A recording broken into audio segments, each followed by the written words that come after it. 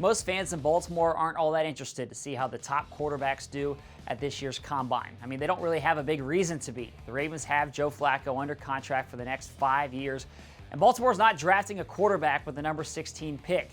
But the Ravens are still very curious to see how those top QBs do at the combine, and let me explain why.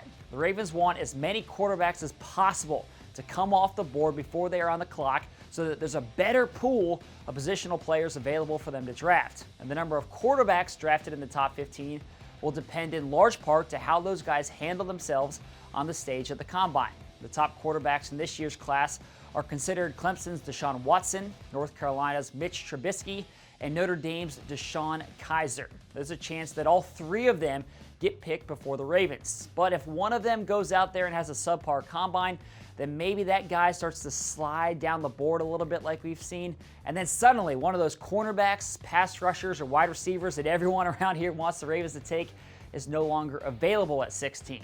Now, the best case scenario is that all three of those quarterbacks go out there and light it up, and then teams who need a quarterback end up reaching for one in April. That can only mean good things for the Ravens sitting there in the middle of the first round. Now, the combine gets started next week on Tuesday, and we're going to have a full crew headed out to Indianapolis to bring you all the news and analysis.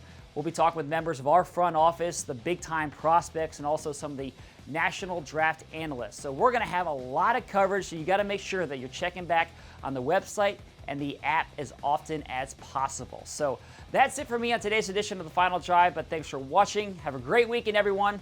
We'll see you back here on Monday.